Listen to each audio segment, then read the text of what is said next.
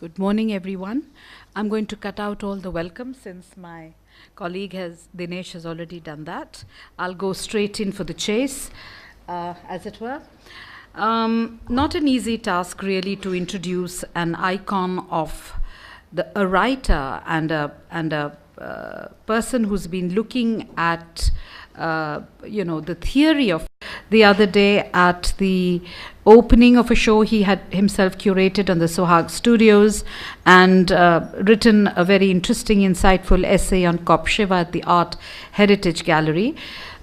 Chris tells me after a short commercial break, he's going to touch very briefly on that lecture, but this is a completely different lecture on the civil contract of photography. Chris has an extremely diverse and interesting kind of career through giving lectures and seminar presentations in the University of Chicago, at Goldsmiths College, at NYU, at the University of Texas in Austin, from Princeton to Johns Hopkins to Harvard and Columbia. There are hardly any places in the world that he has not really lectured. Perhaps in the Asian subcontinent he will slowly be inching there, I'm sure. But basically, Chris Pinney is an anthropologist and an art historian. He's currently Professor of Anthropology and Visual Culture at the University College London. His research interests cover art and visual culture of South Asia with a particular focus on the history of photography and chromolithography in India. He's worked on industrial labor and the Dalit goddess possessions. Pinney's research has a strong geographic focus in central India. The initial ethnographic research was concerned with village resident factory workers. Subsequently, he researched popular photographic practices and the consumption of Hindu chromolithographs in the same area. His publications combine contemporary ethnography with the historical archaeology of particular media. Some of his iconic writings are in his book Camera Indica, Photographs of the Gods, The Coming of Photography in India, based on the Panizzi lectures published by the British Library in the October of 2008.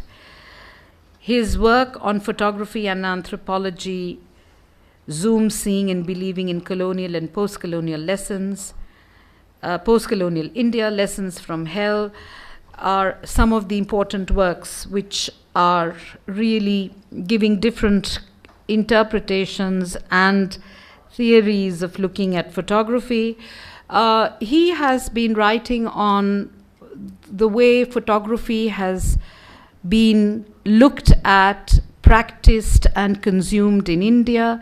He's different to his colleague John Falconer, in the way that he writes more as a photo historian, but Chris really is looking at the theoretical discourses and the way photography is growing and, looking at the spaces of photography which are very much part of the colonial and the post-colonial. Thank you very much for being here, and I look forward to hearing the civil contract of photography in India. Thank you very much. Well, thank you very much, Alka, for that. Am I audible? Yeah. So I'd also like to thank Dinesh and Prashant for the invitation. I'm delighted to be here. Thank you to you all for appearing so early on a Sunday morning. Okay, it's a cliche of a certain social constructivism that media incarnate as both utopia and dystopia, and that this limits what we are able to say about media rather than the discursive contexts which appear to determine its utopian or dystopian identity, and hence its critical or non-critical potential.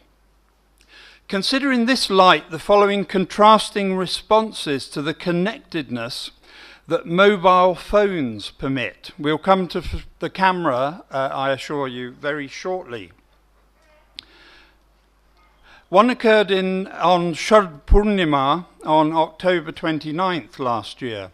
The phone belonged to my friend Atit and was a message from his Jain guru urging him to recite 324 nokas, complicated Jain mantras, at 1:30 a.m. that coming night. As it turned out, he fell asleep and was unable to do it.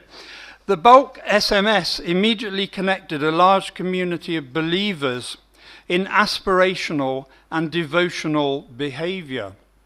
A few weeks later, this guru would visit Atit's home and diagnose the vastu of his father's puja room with a smartphone application. Media again seemed to offer a utopian promise. A dystopian response came from the Bandares Panchayat in Rajasthan and was reported in DNA.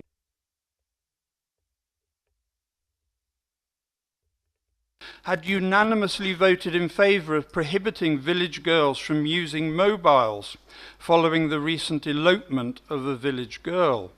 The Sarpanch Durgalal was quoted by DNA as saying that, quote, girls should be prohibited from using personal mobile phones and also scarves, which helps in hiding identity. I'm going to come back to that conjunction at the end of the talk. These two examples incarnate mobile phones in two very different forms, one positive and one negative, and provide grist for the anthropologist or historian who might delight in this apparent falsification of Friedrich Kittler's claim that media determine our situation. The anthropologist and historian imagine that they are able to claim that it is culture and or history that are the determinants.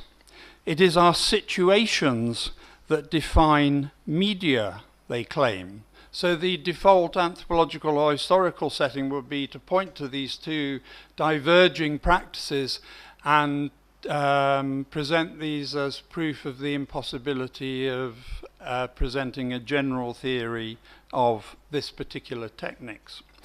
While having no desire to support the strong version of the Kittler thesis, so I ought to say that Friedrich Kittler is a recently deceased German media theorist of beguiling extremity, and I urge you all to read him. So while having no desire to support the strong version of his thesis, recall his deterministic and delicious claim that, quote, doing media history is like trying to learn higher mathematics by hearsay. My intention in this presentation is to explore materials that I hope will move us beyond those default anthropological and historical settings for which media is simply, as Bruno Latour would say, a secondary screen for the social. I hope to show that media do indeed illuminate our situation and may amplify and precipitate crisis. Specifically, I hope to show how one media practice, photography, has been incarnated as utopia and then dystopia, or in the Derridian rubric of the pharmacon, cure and poison, and reconcile this very difference with what is in part a media logic, and not simply cultural and or historical inscriptions. So it's fantastically fortuitous that Aditya's put on this fantastic display of changing apparatus outside. Really at the core of this talk, I want to try and give an account of that changing apparatus and the way in which that inflects a media logic, and try and persuade you that that changing apparatus need not involve the abandonment of a general approach to photography. This talk revisits my long-term interest in photographic practice in India in the light of Ariella Azule's important 2008 book, The Civil Contract of Photography. Born, as she says, from her fury about the Israeli Defense Forces' actions in the penal colony of the occupied territories during the Second Palestinian Intifada, the book presents a general theory of a photographic citizenry available to the oppressed, one which resonates in many ways with the uses made of photographic evidence as a mode of political mobilization by Indian nationalists. Azoulay stresses photography's radical impact, the manner in which it provided a new way of regarding the visible, and the manner in which its visual regime departs from the disciplinarian gaze or the pattern of communicating pre-recognized images, and which includes the aspect of a new beginning whose ends are unpredictable. So it's this sense of the unpredictability of photography in relation to dominant social practices, which I think is so important in Azoulay's work. And a bit later on, I want to try and fold that into Roland Barthes' suggestion about the disturbance that photography introduced into society. So I want to think through this unpredictability in the context of India, although here we see Syria, from the middle of the 19th century tripod regime through to the present. So here I'm riffing off the Lebanese theatre director Rabi Maroue's description of the Assad tripod regime as opposed to the citizen cell phone regime of here the Homs Revolutionary Council. So he's done some remarkable work contrasting the different photographic regimes that are at war with each other in Syria. An official state tripod regime in which the camera is mounted on a tripod. It's a particular state-instituted apparatus which gives us images of acuity and stability, which he contrasts with the tremendously mobile, transient, vulnerable citizen camera. The final sections of the paper will consider recent controversies about violations of privacy via MMS scandals in North India, in which photography, or what I will call MMSography, plays the role of an intruder, in which, quote, every participant not only contemplates what can be seen, but is also herself exposed and visible, as Azoulay puts it. But first, we need to consider a much earlier history and confront some of Azoulay's assumptions.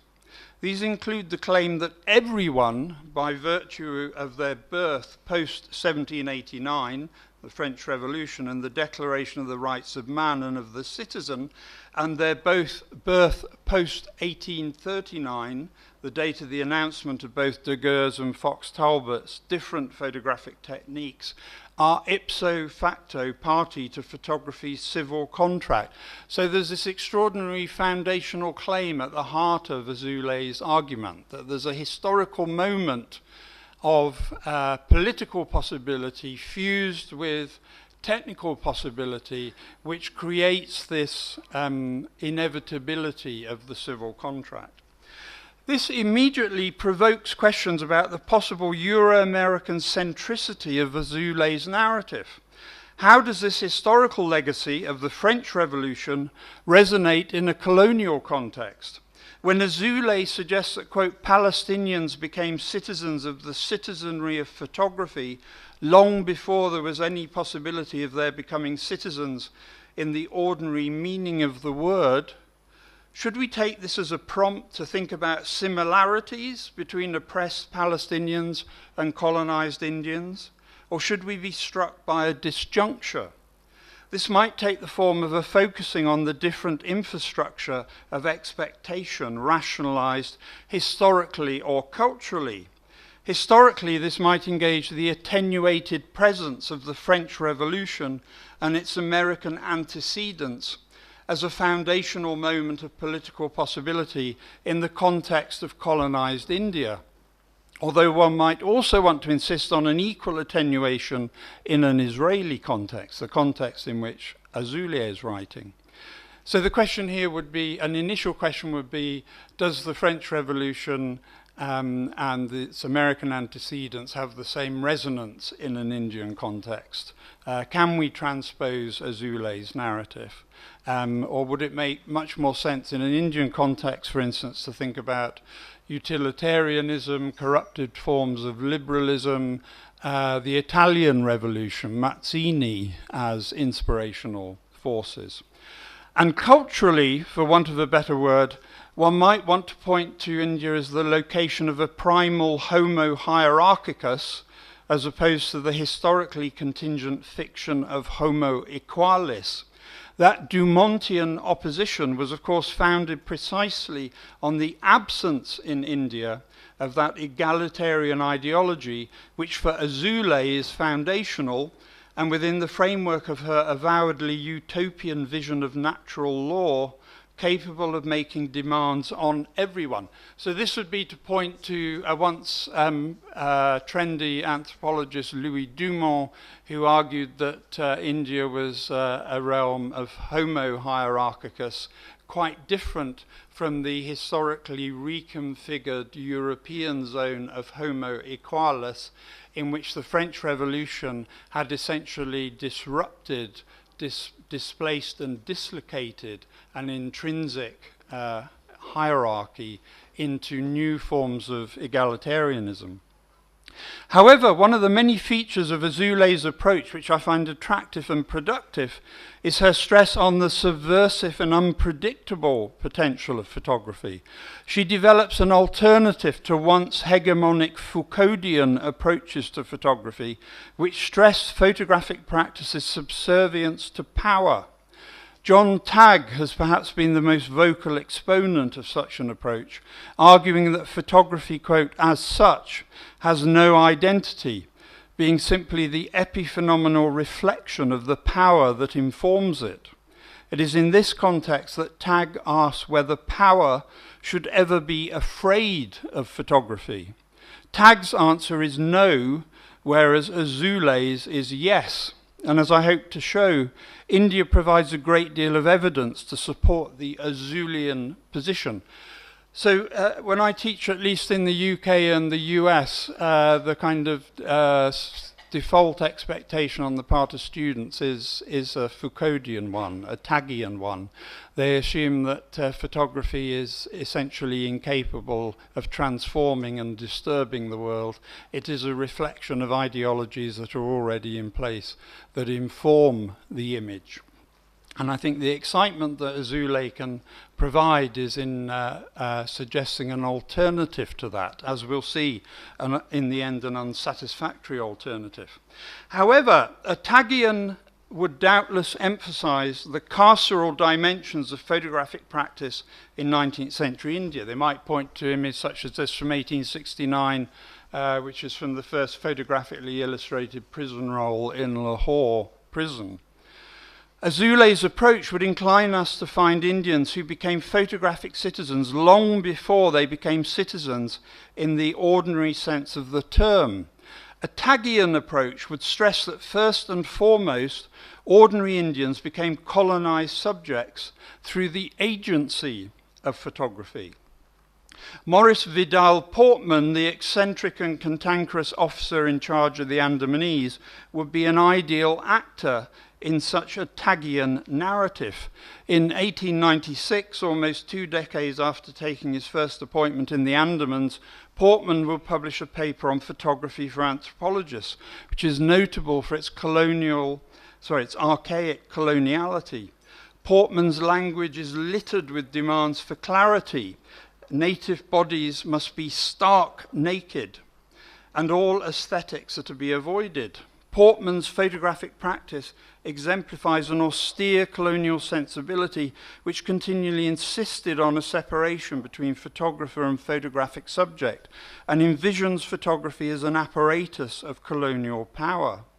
Locals, he wrote, could be entrusted with the mere manual work of cleaning, but expensive equipment had to be protected.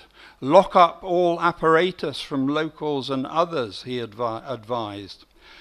And at a formal visual level, Portman abstracts and extracts Indian bodies according to rigid rules. If subjects are not to be photographed against his checkered flag version of the lamprey grid, a dull grey or drab background being unobtrusive is the best. Here we see a colonial photographic practice seemingly untroubled by what Azoulay calls the civil contract. So what I'm trying to suggest here is that there's plenty of material from the archive we can find which is actually very difficult to reconcile with Azoulay's utopian program.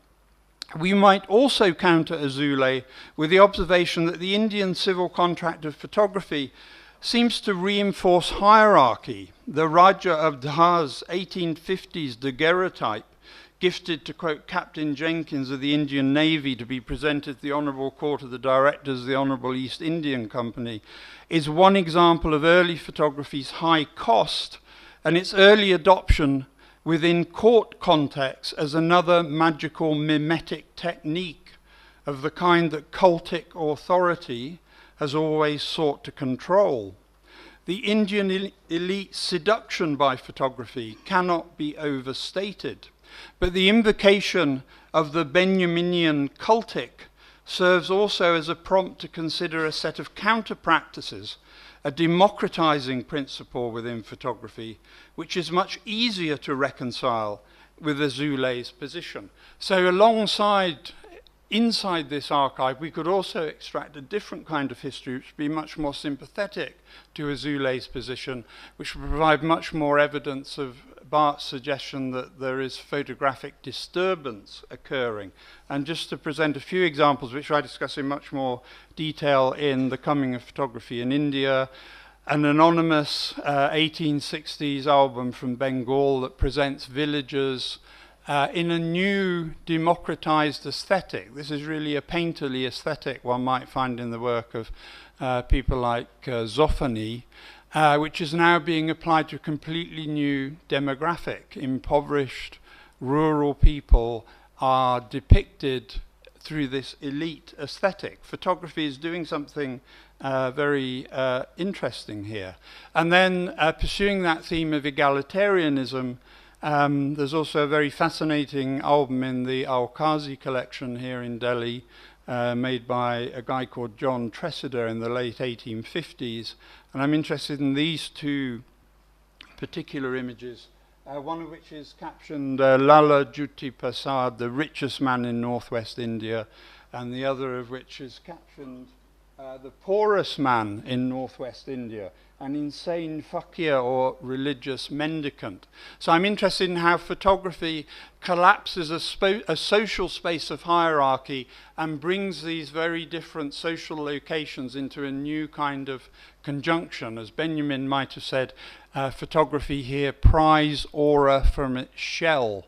It demonstrates the sense of sameness in the world. And one of the ways of thinking about that famous anxiety expressed by Syed Amir Khan when he's in the India office in 1869, he expresses this in a letter written to the Aligarh Scientific Society, in which he describes the people of India, the first volume of which he's been looking at with his two sons in the India office. He describes it as a blot upon the honor of the natives of Hindustan, and a blot which needs to be removed. And one of the ways of thinking about his anxiety is precisely the fact that that first volume mixes James Waterhouse's images of Malwa Beals with images from Aligarh of people who would have been known to his father. There's a collapsing of a social hierarchy here within this radically new egalitarian photographic space. And in a similar way, this is a lithograph based on a photograph that comes from J.C. Parkinson's narrative of the laying of the telegraphic cable from Bombay to Aden, which finally linked Bombay to London. And he describes in this book how just before the making of this photograph, a number of Dalit workers were expelled by the predominantly Parsi figures who we see in the graph based on the photograph. Something interesting happens in that transition between an actual a pre-photographic space and the photographic space that might render through its egalitarianism this proximity of very different bodies suddenly much more dangerous. Okay, I also just wanted to briefly sketch on, before I move on to nationalist uses of photography, something of what I have called the colonial habitus. And this very much relates to Aditya's exhibition outside. So when Samuel Bourne in 1864 is traveling through the foothills of the Himalayas, as anyone who's read his very detailed narratives will see, he's obsessed with logistical difficulties. He needs to have a party of 30 coolies. He needs the cooperation of labor agents. He needs the cooperation of the government in arranging transport. He needs the cooperation of the government and various planters in staying in staging bungalows. It's a fantastic logistical endeavour to shift this enormous quantity of wet collodion plates with all its attendant equipment. And what happens by the 1920s, although this image comes from a 1931 Lahore dealer's catalogue, is that photographic apparatus has become miniaturized, faster and quicker, as Walter Benjamin would put it. And so what I want to now try and map out is how the kind of quintessential space of the 1860s, the foothills of the Himalayas, by the 1920s, partly through the agency of a changing apparatus, becomes the street as a space of civil disorder. The subject, the location and the subject matter of photography starts to dramatically change. Okay, Amritsar became a central site of political struggle after the Jallianwala Bagh massacre in 1919. Photography's civil contract was mobilized a few days later when the Bombay-based photographer Narayan Vinayak Virkar traveled to the site of the massacre and photographed the aftermath in a series of haunting images. Survivors point to bullet holes in a wall against which many protesters had died. Two images similar to these were subsequently published in the Indian National Congress's Punjab Inquiry report in 1920, one with the caption "Western Walls in Jallianwala Bagh," showing holes caused by bullets even 6 inches deep. Other photographs showing survivors were a prominent feature of the report. An image of a seated young boy whose left arm has been amputated near the shoulder is captioned "Sardari Lala of Gujranwala, wounded in arm by bomb from aeroplane." The report also reproduced a series of images of public floggings at Gujranwala, which had preceded the massacre and which had featured in Amritsar and Our Duty to India, published in London by the recently deported newspaper editor B.G. Horniman in the same year.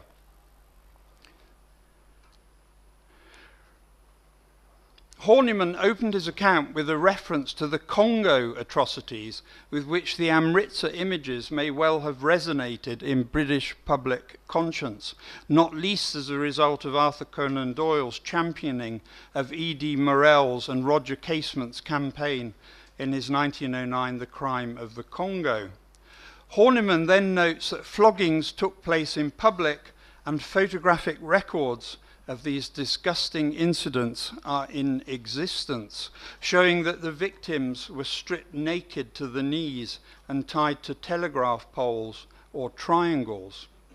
These Jallianwala Bagh images also resonate with another of Azule's important observations concerning the ownership of images. Virkar's images, reproduced anonymously in the Congress report, emphasize content, i.e. the crime, rather than authorial creation or possession. So there's something interesting happening here in which there's a move away from the maker of the image to the potential political work of the image.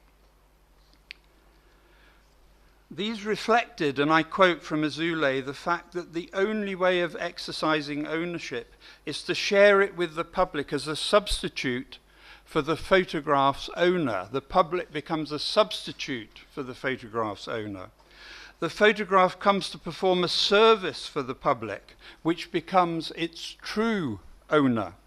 It is in this sense that photographic images, and I quote again, can at most be entrusted to someone for a certain time.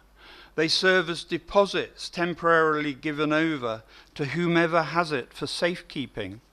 This strikes me as an idea of great importance. The history of photographic practice in India is fractured by this transition from the commoditization of photography as commercial practice. Both Indian-run portrait studios, such as Kolkata Art Studio, best known as a lithographic studio, but also operating as a photographic studio, the verso of one of their carte de visites on the right, and Felice Beato's commercially merchandised images of the 1857 insurrection, to a different kind of public constituting photography with dispersed ownership and directed to what Azoulay terms the universal address. So in this pamphlet for Beato's work, it's very clear that this is a commercial undertaking with the imprimatur of Beato, the photographer. Here we see how photographs become centrally important agents in the constitution of new publics. Lucates and Harriman observe that, quote, public life is a way of seeing. And we could add to that the idea that public life is also the imaginative resources of a repertoire of images that mark out the borders of political possibility. The modern citizen, Azoulay writes, has renounced the exclusive right to his or her image in favor of an economy of images, a political economy, we might add, and one with surprisingly Habermasian potentialities. This expanding image bank constituted an ethical public and provided the image basis for the possibility of, as Agamben says, thinking a politics freed from the form of the state. This was clearly demonstrated in 1922 when an American cinematographer named A.L. Vargas documented a clash between Sikh Akalis and the Indian police. An official report described how Vargas had photographed an Akali protest procession en route for the Guru Ka Bagh. 4 waves of protesters attempted to access a disputed piece of land and were beaten back by lathi-wielding police, all this being filmed and photographed by Vargas. Quote, eventually 23 of the Akalis were taken off on stretchers. The remaining 2, who were more obstinate, were treated more roughly by the police. Meanwhile, the cinematograph operator and other photographers and press representatives were all busy, an official report noted. The governor in council proclaimed that he did not feel happy about the activities of the cinema operator and the possible ill effects of these films in fostering anti-British feeling in the United States, and then instructed the Home Department to ascertain whether there was any way of stopping Vargas from shooting more film, of identifying his whereabouts, and making clear to him the necessity of exercising caution that none are exhibited which are likely to cause misunderstanding. And as we can see here, these are rapidly incorporated into local circulation. It's clear at this moment that a profound anxiety is at large, an anxiety that marks the deep and destabilizing realization that the control of photography as a technical practice had now slipped from the hand of the state. Photography's penetrating certainty, which earlier colonial figures had extolled, had been desirable to the extent that it was a certainty that the state could own. What for the colonial state had once been a cure was now becoming a poison. So at this time there's also a big discussion about the banning of photography in public places, and the ultimate conclusion of a very thick file of correspondence in the National Archives is we'd love to do it but we can't, because the apparatus is now so small, so fleet, that we can no longer control it. And I wanted to direct your attention here to this slogan for quick work. The Vargas incident dramatizes 2 features on which Azoulay dwells. Firstly, the changing technical base of photography, which was becoming, as Benjamin put it, smaller and faster. The changing techno-material conditions of photography make possible the fact, to quote Azoulay, that even where prohibitions pass into law, the ability to enforce them universally is difficult due to the logic of the technology. Its operational facility can be in anyone's hands, and the global travel networks that make it possible to smuggle a camera into areas that are off limits. Secondly, we also see signs in this incident and in Virka's earlier work that a shared set of convictions about photography's indexicality are emerging, which unite the colonial state and nationalist commentators. It is implicitly understood that photographic evidence inhabits a different semiotic zone to other visual evidence and will populate a particular and privileged register in an increasingly bitter political contestation. So just very briefly, the British state, in the wake of the Jallianwala Bagh massacre, produces an album which documents places which it sees as having been sites of atrocity that then triggered the British response as a kind of photographic response to Congress's appropriation of Virka's images. And ditto in the wake of Chori Chora, this comes from Shahid Amin's book, there's an attempt by the colonial state to use photography to document their side. These are what Serge Grushinsky would call images at war. And many Congress reports, many of which still remain to be located, this is from Provincial Gujarat 1930 report, also make very central use of photography in presenting their case against British brutality.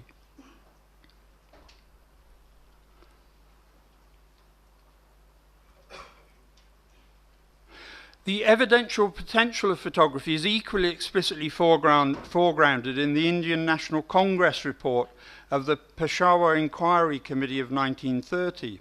The report, so I suppose what I'm trying to focus on here is why were these Congress reports so heavily illustrated? What were they trying to do with photography? How were they mobilizing this as evidence against the colonial state? The report focused on events on 22nd and 23rd April 1930, when following the arrest of 9 activists associated with Khan Abdul Ghaffar Khan, a crowd attacked 3 armoured vehicles, resulting in a police firing in which 20 protesters were killed. Photographs were used in the Congress investigation to determine whether the crowd had been peaceful and unarmed, and whether, quote, in the situation that had arisen, firing by armoured cars and troops was justified. So photography is enrolled in this attempt to forensically dissect these events and attribute blame. The report reproduced several photographs as exhibits and concluded that, quote, a very strong proof of the crowd being unarmed was to be found in the fact of 2 platoons initially refusing to fire on the crowd, and equally striking proof provided by the photograph showing the unarmed crowd facing the armoured cars. Some witness testimony also mobilized the photographs as support of their own eyewitnessing. Witness number 62 testified that, quote, the state of things at the place of occurrence was the same as appearing in the photographs. People who appear as standing in the photographs had nothing with them, sticks, axes, or any weapons in their hands. Similarly, Hakim Abdul Jalil, witness number 55, recorded that, quote, the state of affairs presented in the 2 photographs is exactly as I saw on the spot. This is a correct and precisely accurate photograph of the spot. In the photos, none of the crowd appears to possess a stick, a lathi, or an axe, and in fact they did not have any such weapons. So this makes me think of Azule's suggestion that photography provides modern citizens with an instrument enabling them to develop and sustain civilian skills that are not entirely subordinate to governmental power. So what I'm trying to suggest here is that in these reports we find a lot of evidence of how photography is mobilized as part of this attempt to develop and sustain citizen skills in advance of a citizenship that the state is willing to grant. The exhibits, compiled over 50 pages at the end of the report, mix proclamations with Congress bulletins and lists of the dead and wounded, with photographs that document and preserve protest and suffering as shared public and contractual dimensions of what Azoulay terms photographic citizenry. Exhibit T reproduces a photograph showing the, quote, unarmed crowd face to face with the military before the second firing. Exhibit W is a list of martyrs and wounded of Peshawar who on 23rd April 1930 became the victims of the bullets, the machine guns and atrocities of the tyrannical Bolton regime. Exhibit X shows a group of mourners crowding around the body of Chamanlal, quote, shot dead while following the funeral procession of S. Ganga Singh's children. At the edges of the frame, faces squeeze into the collaborative space of photography. If the frame declares the limits of the camera's room, the desire to be in camera becomes, under the terms of this new techniques, an explicit declaration of photography's shared and public space, what we might call its X-camera. The in-camera of legal exclusion and occlusion becomes, within photography, the guarantee of visibility. The bodies that strain to be photographed inside the camera understand that this is the precondition for visibility outside. Here, two rooms, two cameras operate competing judicial systems. So in Indian languages, as in European languages, the etymology is the same. The camera is a room, and it might be a legal room, a law court, which when in camera excludes visibility, or it might be the X camera of the street, which is that photographic frame. And what interests me very much here is how the participants, the victims of this event, seem so intent on making themselves visible, demanding to be made visible by crowding in to this room, into this camera space. This last image recalls Pierre-Louis Pearson's The Imperial Prints from 1859, which serves for Ariella Azoulay as something akin to the primal scene of photography's collaborative and ethically incorporative idiom. So this photograph is really, I think, what Azoulay hinges her whole argument on in Civil Contract of Photography. The photograph brings to visibility the noise of the studio environment, in this case the borders of the background against which the horse-mounted Imperial Prints is posed, and the figures of Napoleon III seen on the right, together with a dog and an assistant on the left. For Azoulay, this image, which so remarkably foregrounds what she calls the ritual of photography itself, illustrates the manner in which photography's form of political relations are not organized around a sovereign power. Azoulay's argument foregrounds the nature of photography as the trace of an event, as an index, but also a performance.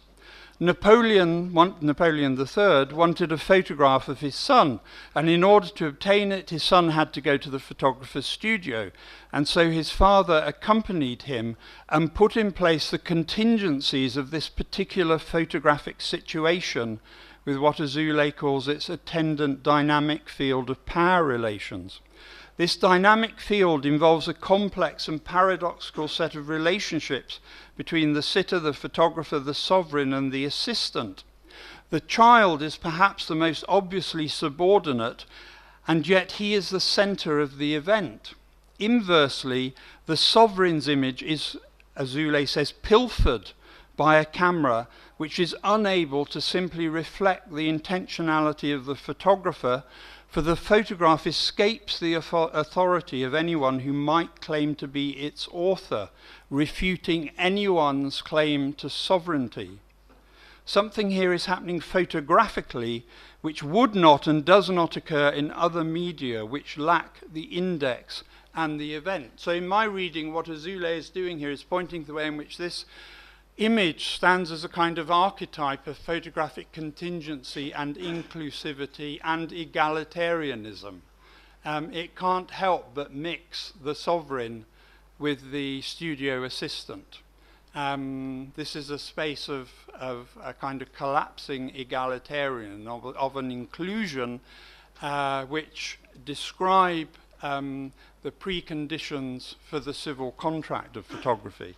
And I said there'd be a short commercial break during this talk, and it's only going to last 60 seconds, but if you have time to visit Art Heritage, you'll see a small show called Studio Suhag, and I think one of the more interesting aspects of those images, which are prints made from scanned medium format negs, is that again you see that noise, you see that contingency made visible in an inescapable fashion.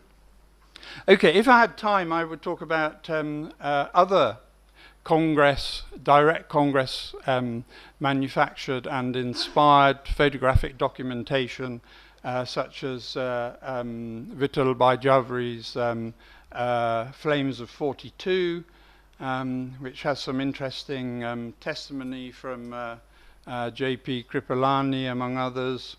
And again presents photographic documentation of what it sees as colonial atrocities. So there's much more material here to be properly worked on.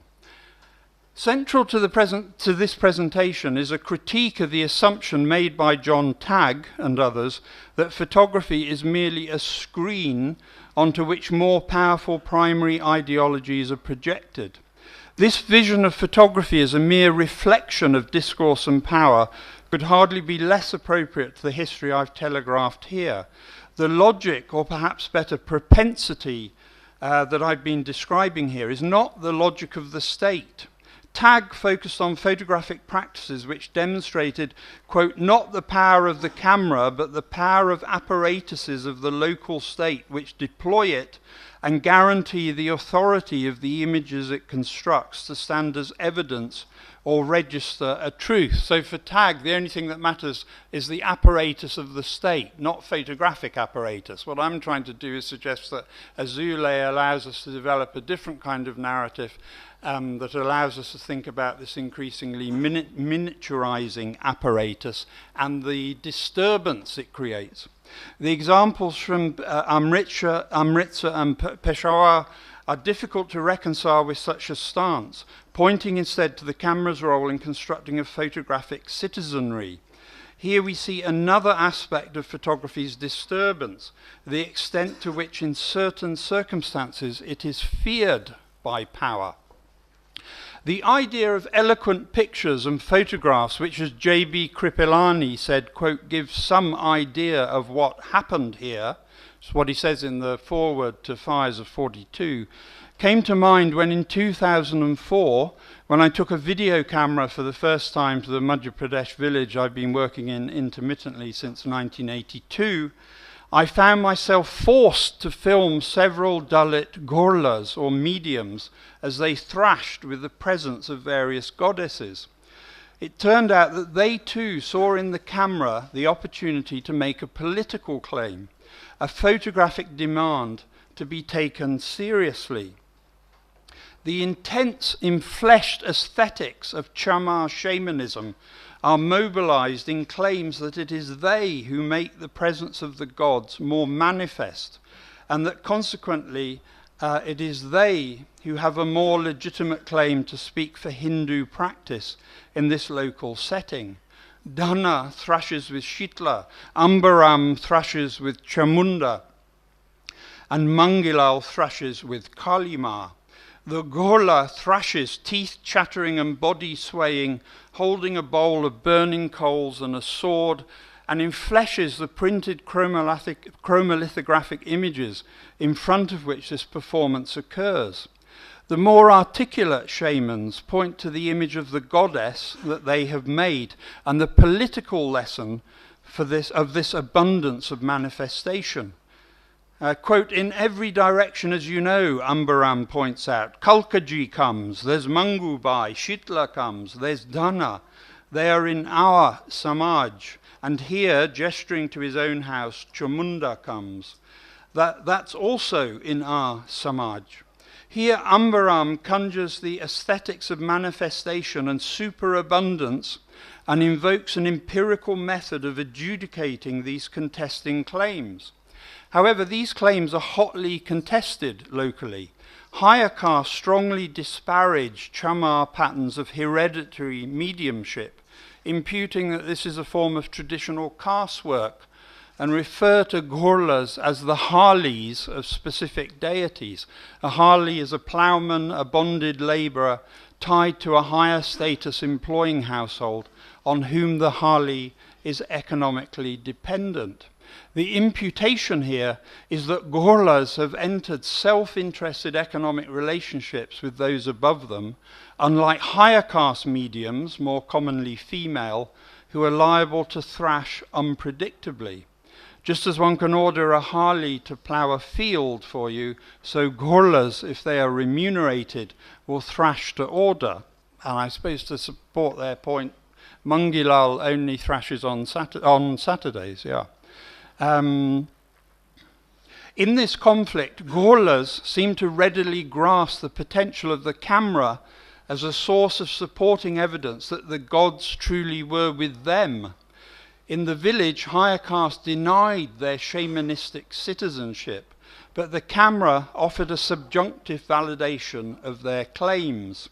The camera, as Azule says, recognizes them as part of the citizenry of photography. So what I'm trying to suggest here is that that battle, which was happening in the 20s, 30s and 40s through the nationalist appropriation of the camera, in a parallel way is also being struggled over in this particular village in Madhya Pradesh.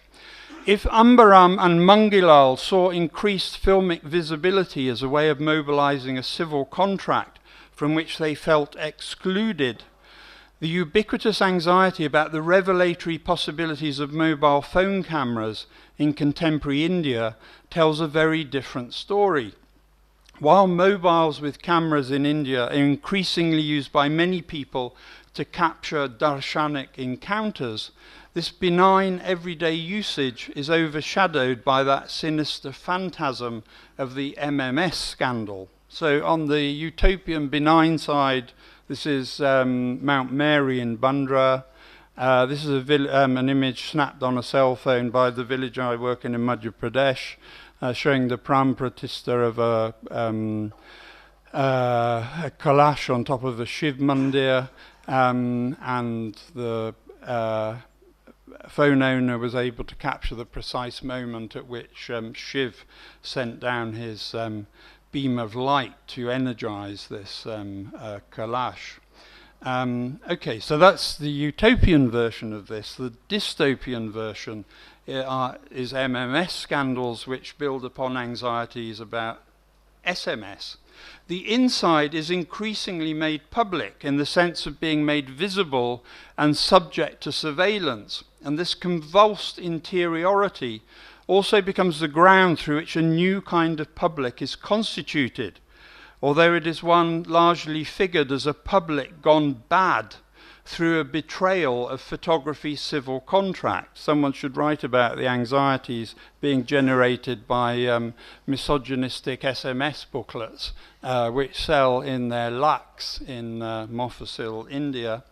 But what I want to focus on here is MMS as a zone of anxiety, and what I'll call MMSography. A powerful moral panic is sustained in the national media about mobile cameras' introversion of the space between the public and the private. In this new dangerous space, the mobile's ability to steal images is allied to its ability to disseminate those images through MMS.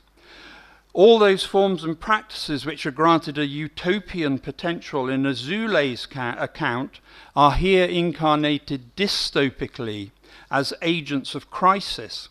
The compactness of the camera allows its penetration into the illicit sphere of the private, and its network capability permits the diffusion of what it steals from the private to a new, seemingly corrupted public.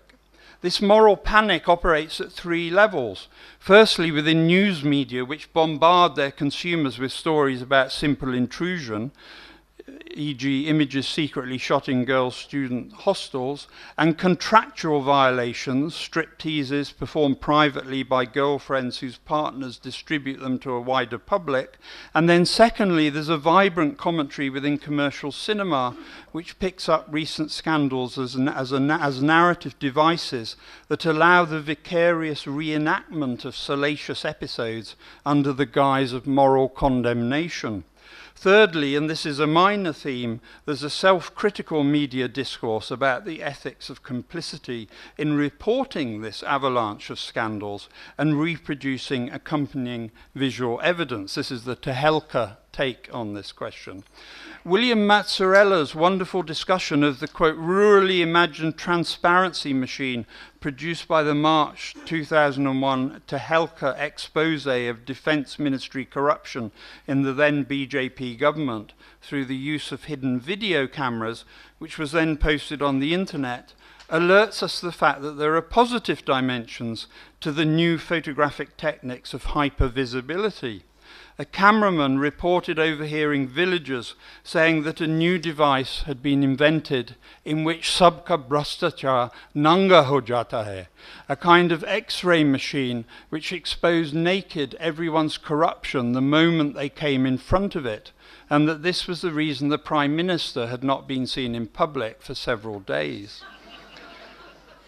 We might add to this productive incarnation of surveillance the recent use made by protesters in Indian administered Kashmir of camcorders as an alternative to guns. Danish Sharvani was viciously beaten by Indian troops in early 2008, a beating captured by several co-protesters ready to capture fleeting and secret images. Quote, abuses by the security forces were recorded and posted on the internet, a press report noted. The clips speak for themselves. But machines which reveal all have for the most part produced different and much more widespread anxieties in contemporary India. Voyeur alert and the death of privacy, headlines in the Times of India describing the placing of spy cams in a girls' hostel in Pune are typical of hundreds of similar such stories that have flooded the Indian press in recent years. This anxiety is so pronounced that it's already been monumentalized in numerous films, such as Mahesh Bhatt's 2005 sensationalist and prurient Kalyug, but then I suppose that's true of all his films, Buddhadeb Dasgupta's The Voyeur, and Anurag Kashyap's mysteriously huge 2009 hit Dev D, and Dibaka Banerjee's brilliant Love, Sex or Dhoka, which I suppose is a kind of perfect cinematic exploration of the grain of visualization of these new techniques of surveillance. The Tehelka X-ray and the sordid aspects of MMSography return us to the dichotomy with which I started. I tried to suggest that across the period 1880, period roughly 1880 to roughly 1940, we can trace something akin to a media logic. So here we've got Bourne and we've got that 1930 Provincial Gujarat Congress report. The archetypal space of the Himalayas, the archetypal space of the street as a zone of disorder. The colonial tripod regime, to recall Rabi Mruwe, is destabilized by smaller and faster apparatus. This is the same protean photography which over time turns, depending on your position in the system, from a cure to a poison or vice versa. The tripod regime produces regime-friendly images. Citizen cameras roaming the streets generate the citizenry of photography. But to further complicate matters, let us also include in our consideration of the present the astonishing enthusiasm for a new tripod regime facilitated precisely by that smaller and faster apparatus and its associated digital platforms. I refer to Aadhaar, or the Unique Number Identification Scheme, which is currently being trialled in many states, including Madhya Pradesh. This system, with its use of facial photography, fingerprinting, and retinal scans, would have delighted M.V. Portman. He's that cantankerous guy in the Andamans that we heard about some time ago. Once, quote, all residents are enrolled, it will be impossible to activate a SIM, open a bank account, or travel in any reserved category on the railways without this number, as you all know, or pending Supreme Court derailing of the whole thing. And yet every Indian I know who is not a cynical academic or conceptual artist warmly embraces this impending event. I mean by this, everyone I know in Madhya Pradesh is very enthusiastic about it. Their self-willed interpellation into the state promises a freedom through visibility. As one lowly paid labourer told me, once he has his number, he'll be able to travel the whole length of India without rock-talk, obstacles or obstructions. This is someone who will never have the money to travel the whole length of India. So how might we understand the current ambivalence of smaller and faster cameras, both poison and cure, the citizen-controlled and agents of a new tripod regime, without resorting to those default anthropological and historical settings from which I earlier pledged to protect you?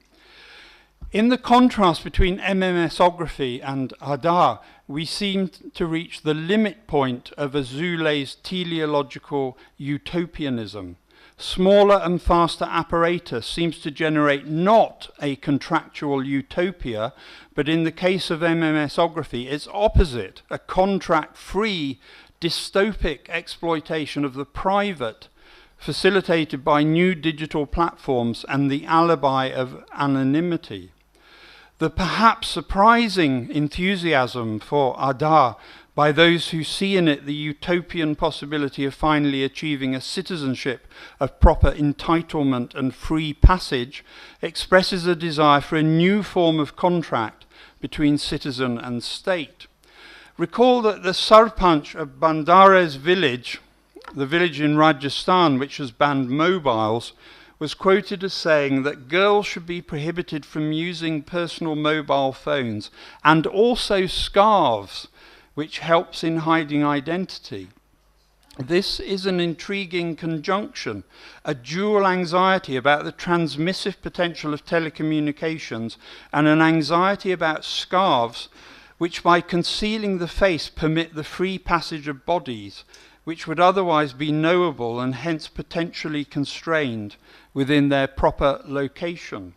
The scarf and the phone are incarnated here as techniques of disguise, which allow free movement under the surveillance of the tripod regime. If MMSography anxiety is in large part grounded in the anonymizing and disseminatory potential of its digital platform, Aadhaar offers its precise inversion, a de-anonymization through elaborate biometrics which attach a body in all its unique particularity to a number. One route to understanding this particularization, this willing embrace of the necessity of making oneself visible to the state, lies in the persistent discourses around state blindness that have emerged in recent anti-corruption agitations.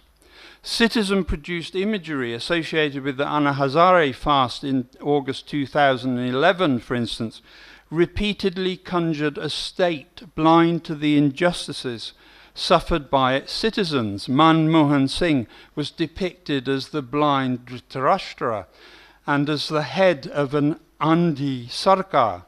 Indeed, the common slogan was that the government was Andhi, but Anna was Gandhi. In the light of this, we might see in the enthusiasm for Aadhaar a symmetrical and profoundly dialectical opposition to MMSography's economy of sight. In choosing to see only the benefits of Aadhaar rather than its potentially huge disciplinary capability, Indians might be understood to be seeking the rectification of an imbalance in the distribution of the visible in ways that would not surprise Jacques Rancière. Azoulay's model offers a linear utopian arrow. It starts with 1789 and 1839 and proceeds via smaller and faster apparatus towards increasing citizen power. I hope I've shown that her model illuminates a good deal of 19th and 20th century photographic practice in India. But in the 21st century, that arrow changes direction. Its trajectory starts to describe a loop, something like a fusion of a helix which oscillates between cure and poison, and a Mobius loop. In the 21st century, citizens demand the right to be seen and also insist on their photographic and citizenly interpellation by the tripod regime as the way out of their current crisis. Thank you.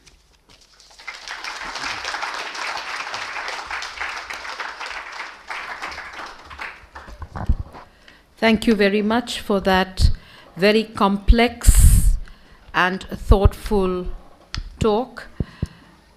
Taking the Azoulian model, Pinney has touched on many ideas, very interesting use of the MMS, which he begins and ends with. In fact, it's interesting because Aditya Arya's talk later and his exhibition on the art of the camera and the exhibition which is done outside kind of is like a doppelganger to what Pinney has been saying this morning. Taking from the Roland Barthes position of disturbances in photography, Pinney has almost taken us through a rhizomic journey of photography, through various journeys of utopia to dystopia, from representation to surveillance, from citizen skills to citizenry, from homo hierarchicus to homo equalus, and then using the camera as an example of identity through the Aadhaar card in India. Thank you very much, and I kind of open the floor to the people who've been listening to him. We have to now stick to time, maybe 3 to 5 questions, and then we have Aditya Arya's talk after that. So just to repeat the house rules, please keep your questions short and crisp, and just wait for our volunteers to come to you with the mic. Any questions, you can raise your hand and just wait for the person to come there, please. There. My question is with regards... Would you identify yourself as well?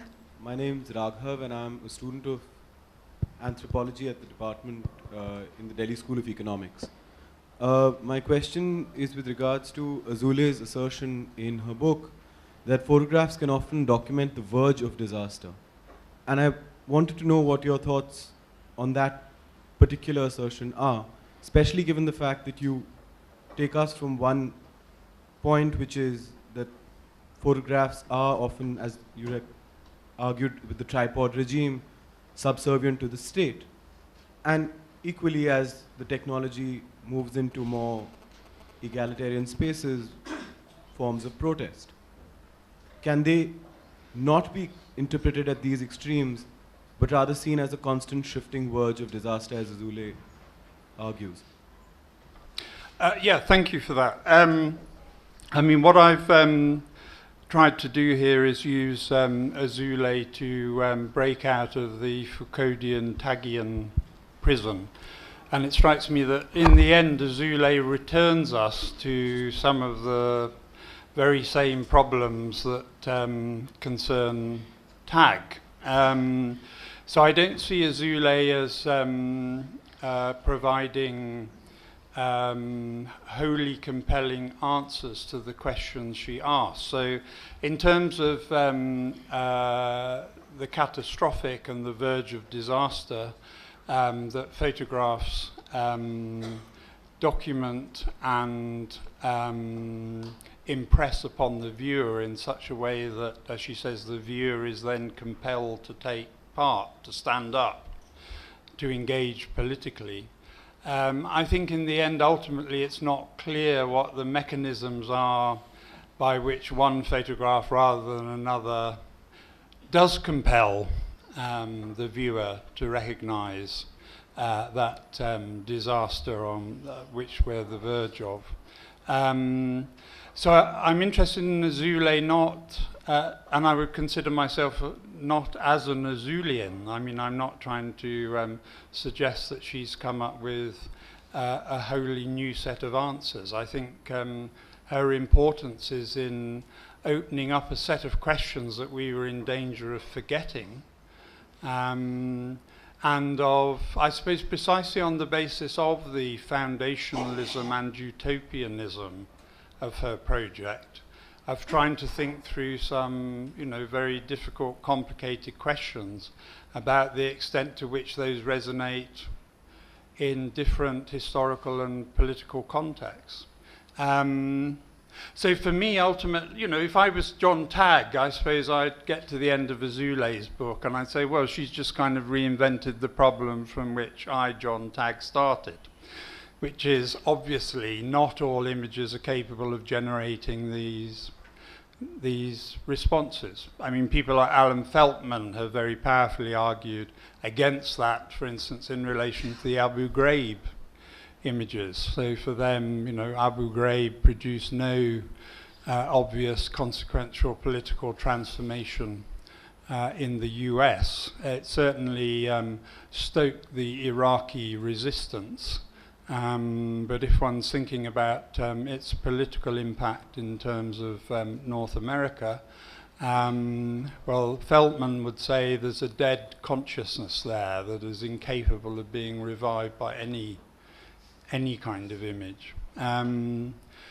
So Azule for me is a provocation to think about ways, or not ways outside of, but alternatives to that hegemonic Foucauldian model. And what I've also tried to do is fold it into a broader debate that I think Bruno Latour has driven, which is really trying to get back to the question of the materiality of the visual, which then engages questions of apparatus, which then allows us to think about the ways in which photography is not simply this kind of secondary effect of something else much more important happening elsewhere. It is a practice. It's the mobilization of an apparatus in time and space by bodies. It is about events, and it's precisely those qualities that we need to return to. So I think it's that aspect in Azule which I'm much more interested in engaging with, rather than the utopian and very deterministic political program that I think she's advancing. So I'm aware I've not very directly answered your question, but I hope that helps frame a bit more where I stand in relation to her.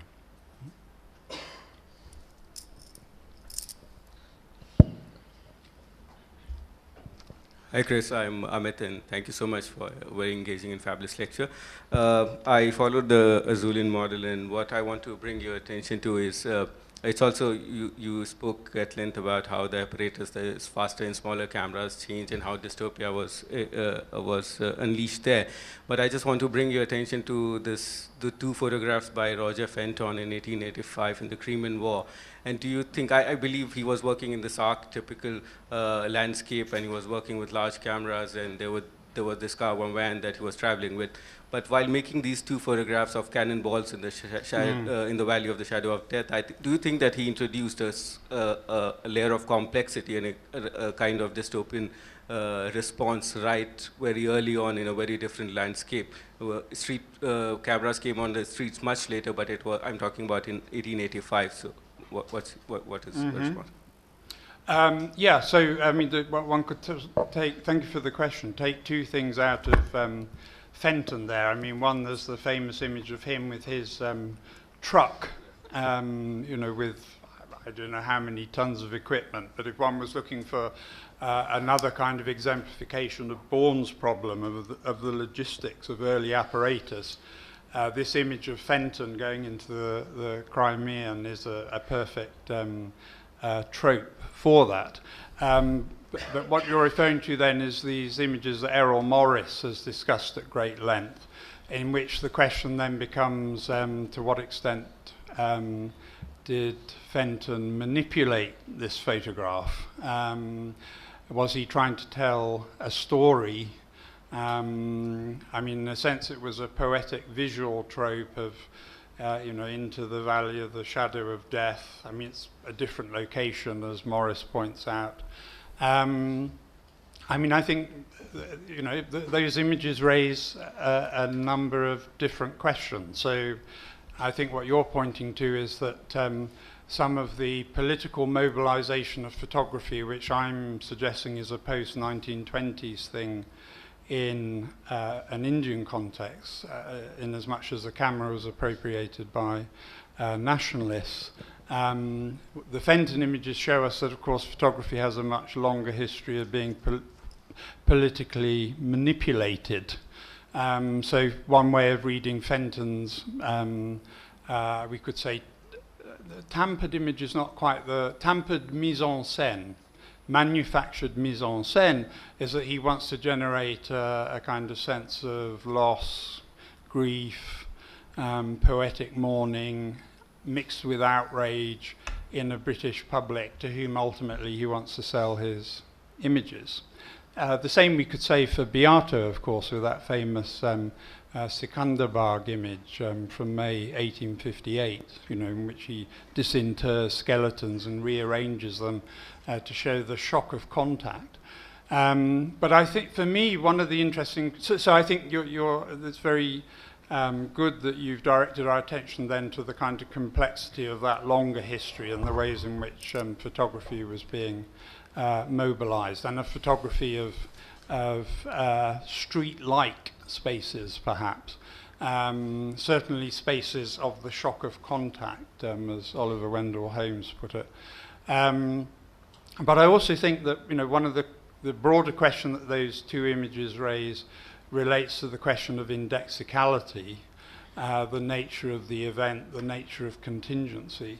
You know, Errol Morris's final conclusion after many hundreds of pages of rambling consideration is a kind of Antonioni blow-up type position, that actually you enlarge the image so much that in the end you can't see what's there, you can't tell the direction of shadows. It ultimately becomes completely indeterminate. I mean, I have to say, as a kind of increasingly orthodox Barthian, I remain largely unconvinced by that. And I think that Morris confuses two questions, one of which is what Barth calls the body of the image as opposed to the corpus of the image. And I think what, you know, another thing that Azule then directs our attention back to in terms of the event and contingency, and of course here she's thinking in very Benjaminian ways, is precisely that question of the body. If you think about what the photograph shows as a document of an event, as something completely separate from the question of normativity, the thing that Barth says we can only test by sampling, I mean, i.e., is this thing in some sense true or representative? You know, Barth's point is that that's not a photographic question. The photograph shows you what is placed in front of the photograph. Whether it's plausible, representative, convincing, might be an interesting question, but it's not a photographic question. And I think Morris confuses those two questions when he's thinking about how one should really interpret Fenton's images. In the end, for me, it doesn't matter whether Fenton moves the cannonballs or whether Beato digs up the bodies and scatters them around. the photograph is a photograph of cannonballs that have been moved or bodies that have been disinterred. It's no less a photograph for that. It remains an index of an event. Yeah, I think Morris also comes back to this conclusion that in the end it's an image, it's a photograph, and it's a photograph, and at a very reductive level, it is an evidence of something that existed there. So that's why he looks at the shadows, and then he concludes that perhaps the cannonballs were moved. So I think he also comes back to what you are suggesting. Yeah, my recollection is he kind of goes through that phase, but then comes to an Antonioni-type conclusion that it's all indeterminate blur. But I think he'd exhausted himself by then. So as always, I enjoyed your talk, as I do all your talks, and I liked very much what you invoked of the tripod regime versus the mobile regime. But isn't every genre of image capable of being read against the grain? So then the image isn't just the image, no? But the effects that are produced through it do come from elsewhere as well. Sure, yeah. I mean, I think 2 points briefly. I mean, if one wanted to think about that empirically, it strikes me that Fires of 42, which I dashed through very quickly, photographically doesn't seem to tell the story of carnage and atrocity that it wants to tell. So that the slide with which I began, which I think is captioned momentous gathering or huge gathering. I mean, when I look at it, I think actually there are not that many people there. So that, and in Fires of 42, you always sense the caption struggling against the photographic evidence. Clearly, the compiler wants to narrate a particular story with this evidence, and the photographs seem to frequently fall short of supplying that, so that one could very easily read those images against the grain of the grain that the author of that book wishes us to frame them through. So the second point, which seems to have suddenly gone out of my mind in terms of reading against the grain. God, I've gone a complete blank. Remind me of the first part of the question. So it was reading against the grain and...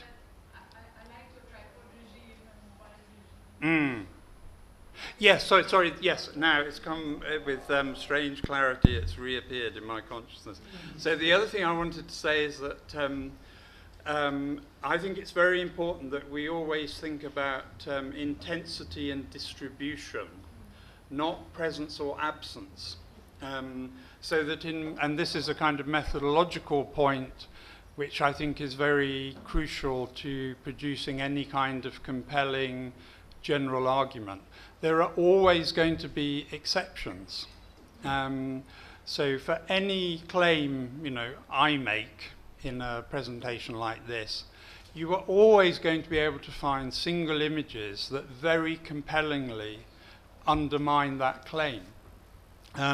But I don't think that the existence of particular images need falsify that broader argument. And in that sense, I think it is crucially important that we think about intensity and distribution.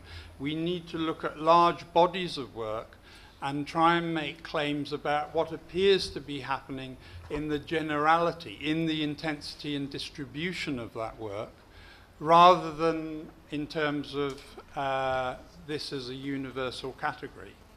I think that almost all thinking in the humanities and social sciences is completely almost rendered incapable by the desire to generate definitive and universal claims. So I fully expect, for every observation I've made here, there are going to be counter instances. Of course there will, that's the nature of the complexity of the world we live in. So what I'm trying to do is present an argument which I hope in some sense is, to say it's statistically plausible is a bit kind of reductive.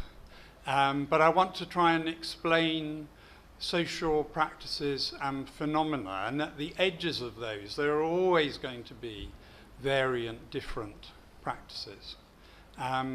So yeah, intensity and distribution is the key thing, not presence or absence, not 100% or 0%. It's never 100% or 0%. The question is, what is the bulk? What does the the majority of what's happening in a particular time with a particular apparatus? What are its outcomes? Thank you very much, and I'll request Mahesh Bhatt and Aditya Arya to please come and start the proceedings for the next lecture. Thank you. Thank you.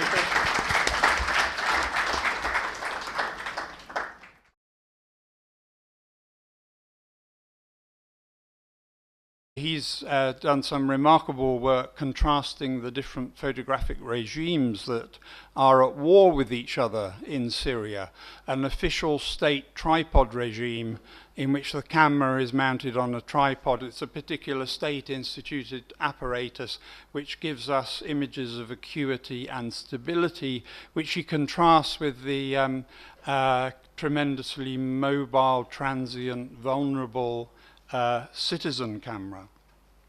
The final sections of the paper will consider recent controversies about violations of privacy via MMS scandals in North India, in which photography, or what I will call MMSography, plays the role of an intruder, in which, quote, every participant not only contemplates what can be seen, but is also herself exposed and visible, as Azoulay puts it.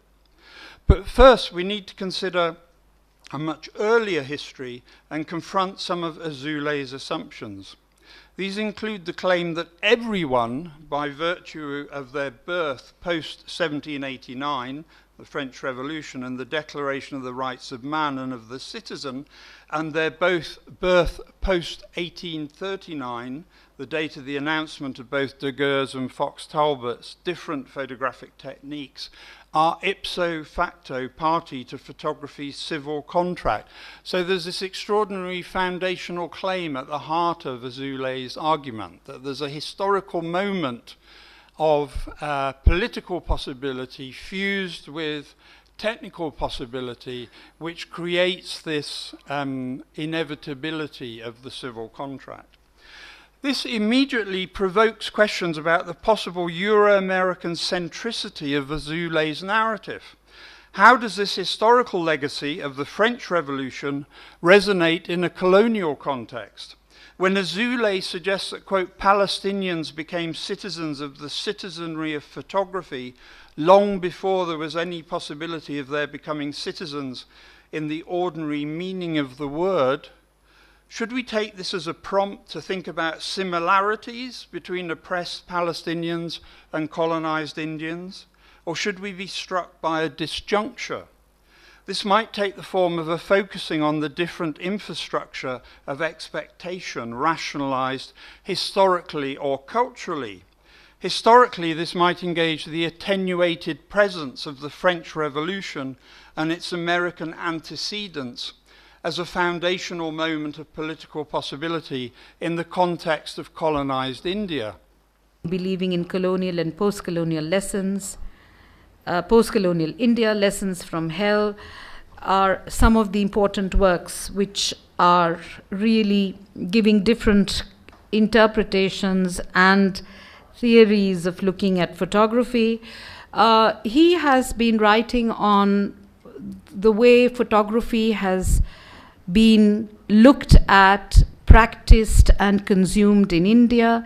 He's different to his colleague Falconer, John Falconer, in the way that he writes more as a photo historian, but Chris really is looking at the theoretical discourses and the way photography is growing and, looking at the spaces of photography which are very much part of the colonial and the post-colonial. Thank you very much for being here, and I look forward to hearing the civil contract of photography in India. Thank you very much. Well, thank you very much, Alka, for that. Am I audible? Yeah. So I'd also like to thank Dinesh and Prashant for the invitation. I'm delighted to be here. Thank you to you all for appearing so early on a Sunday morning. Okay, it's a cliche of a certain social constructivism that media incarnate as both utopia and dystopia, and that this limits what we are able to say about media rather than the discursive contexts which appear to determine its utopian or dystopian identity, and hence its critical or non-critical potential. Consider in this light the following contrasting responses to the connectedness that mobile phones permit. We'll come to the camera, I assure you, very shortly. One occurred on Shard Purnima on October 29th last year. The phone belonged to my friend Atit and was a message from his Jain guru urging him to recite 324 nokas, complicated Jain mantras, at 1:30 a.m. that coming night. As it turned out, he fell asleep and was unable to do it.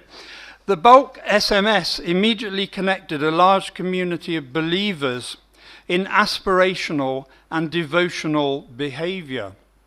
A few weeks later, this guru would visit Atit's home and diagnose the vastu of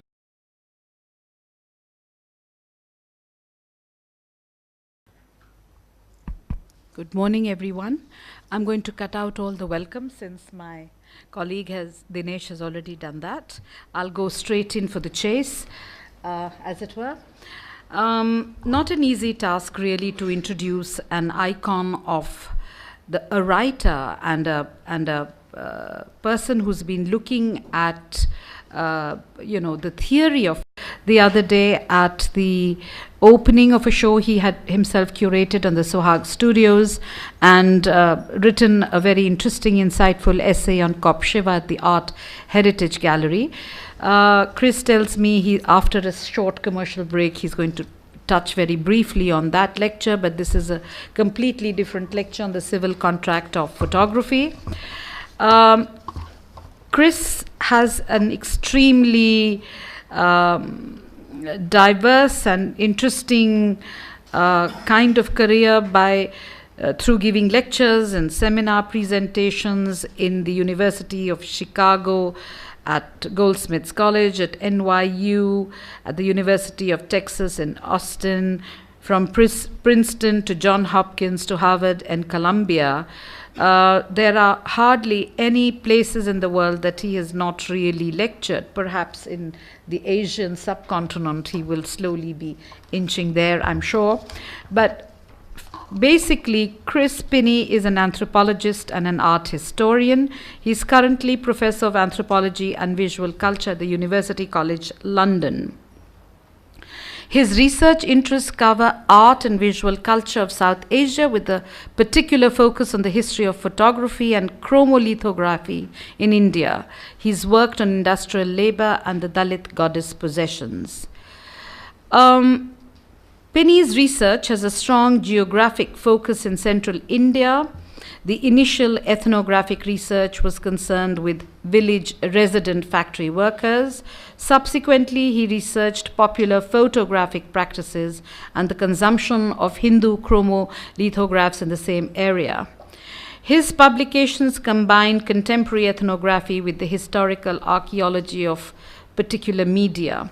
Some of his iconic writings are in his book Camera Indica, Photographs of the Gods, The Coming of Photography in India, based on the Panizzi lectures published by the British Library in the October of 2008. His work on photography and anthropology, Zoom Seeing in his father's puja room with a smartphone application. Media again seemed to offer a utopian promise. A dystopian response came from the Bandares Panchayat in Rajasthan and was reported in DNA.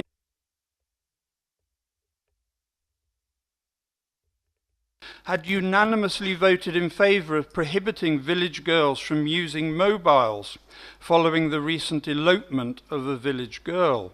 The Sarpanch Durgalal was quoted by DNA as saying that, quote, girls should be prohibited from using personal mobile phones and also scarves, which helps in hiding identity. I'm going to come back to that conjunction at the end of the talk. These two examples incarnate mobile phones in two very different forms, one positive and one negative, and provide grist for the anthropologist or historian who might delight in this apparent falsification of Friedrich Kittler's claim that media determine our situation. The anthropologist and historian imagine that they are able to claim that it is culture and or history that are the determinants.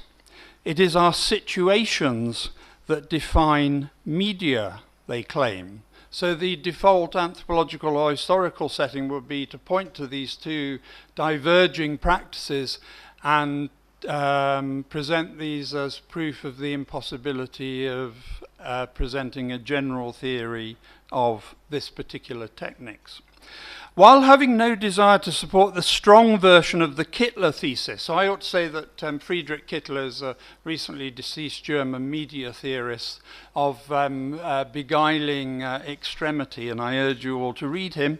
So while having no desire to support the strong version of his thesis, recall his deterministic and delicious claim that, quote, doing media history is like trying to learn higher mathematics by hearsay.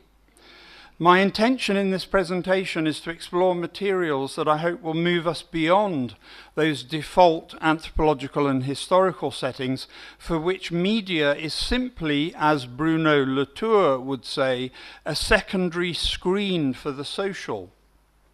I hope to show that media do indeed illuminate our situation and may amplify and precipitate crisis.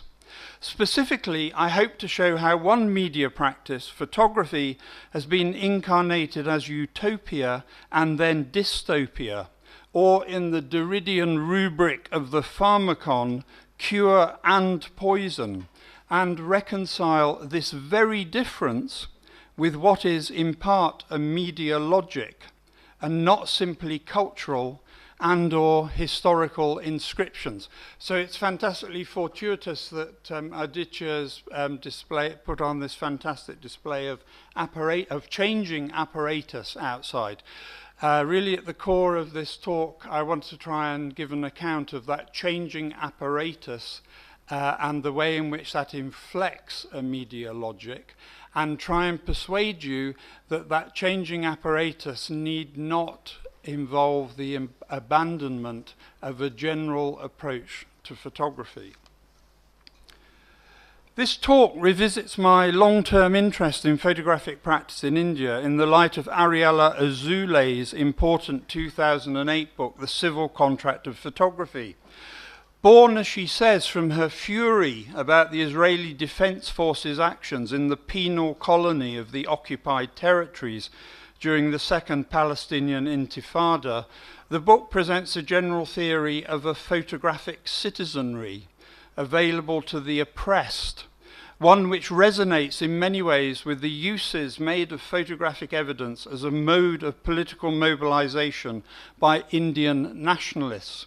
Azule stresses photography's radical impact, the manner in which it provided a new way of regarding the visible, and the manner in which its visual regime departs from the disciplinarian gaze or the pattern of communicating pre-recognized images, and which includes the aspect of a new beginning, whose ends are unpredictable. So it's this sense of the unpredictability of photography in relation to dominant social practices, which I think is so important in Azule's work. And a bit later on, I want to try and fold that into Roland Barthes' suggestion about the disturbance that photography introduced into society. So I want to think through this unpredictability in the context of India, although here we see Syria, from the middle of the 19th century tripod regime through to the present. So here I'm riffing off the Lebanese theatre director Rabi Maroue's description of the Assad tripod regime as opposed to the citizen cell phone regime of here the Homs Revolutionary Council. So